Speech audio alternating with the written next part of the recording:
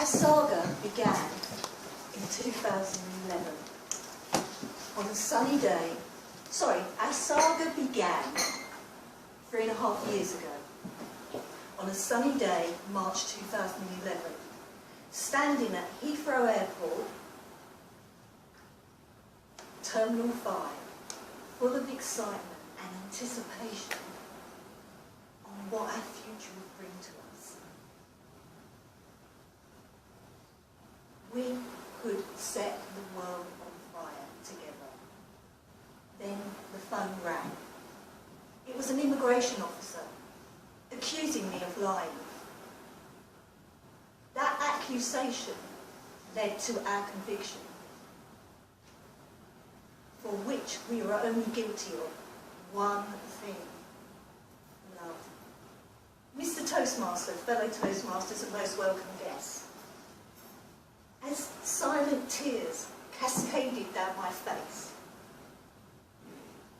fear shot through my body like a lightning bolt. What was I going to do? How could I cope without Derrick being here? You see, we'd been dating for nearly a year online. I'd gone over to America 2 or 3 times, and this was his turn to come and know me and my family. When we were booking the tickets, nowhere did it say he had to have a visa, being an American citizen, coming to the UK. When Derrick arrived over here, he was stopped at immigration. Because we got it wrong, he did need a visa, and he was sent back. We were told that he'd have to go back for 6 months. What were we to do? So we had to apply for a visa, fiancé visa. During those 6 months of sleepless nights, hours difference, and Derrick getting cross with me, making me go to sleep, I eventually flew over in September 2011 to submit our paper for our fiancé visa. October the 22nd, it came through. And I remember the day Derrick had gone out cycling, and he called me on my mobile.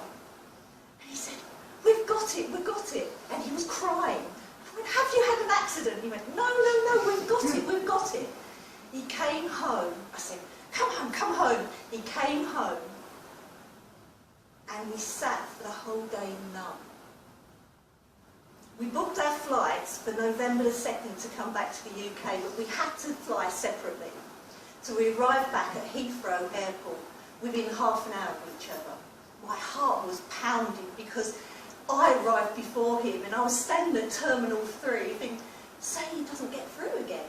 But he had his visa in his hand, so logic was he was going to walk through. As he walked through with visa in his hand, waving it, we found the solicitor who had helped us package our immigration paper. I phoned him and I said, "Philip, we're here, that's it, that's the end." And he went, "Not quite, Georgina, not quite. You've got 2 more places to go through." We got married on the 12th of December, which is a few weeks away, and it'll be our 3rd anniversary. It was a small wedding, and we didn't have much money because we'd spent all our money on immigration, and we were surrounded by wonderful people, and it was a beautiful day. But one of the conditions in our visa was Derrick was not allowed to work. So we had very little money to submit our second paper. So we had to wait till March. When we submitted our second paper, this would allow Derrick to work, because during that time he wasn't allowed to work or do any voluntary work, which put a lot of strain on us. So we submitted our paper full of enthusiasm again, and thinking, We'll get it within a few weeks. Little did we know it would take near on 10 months. During that 10 months, we experienced extreme poverty, sometimes not even able to buy a pint of milk, or even if we had that money to buy a pint of milk, we didn't have enough money to pay for petrol. But we got through it, and because we had to, and we loved each other. On the 30th of December, the doorbell rang. Derrick opened up the door, and there standing was the postman with our parcel. And we were like, wow. We opened it up, and at first we could not see if we'd been accepted or not. But eventually we saw big writing, "You've been approved," on the condition that you're on probation for 2 years. But how do you build your life after 2 years of not being able to work or always struggling? Well, we have, because today, at 4:30 in the morning, we got up for an appointment at 11:20 in Enfield. We arrived nearly 5 hours early to submit our final paper. Derrick calls it our golden ticket.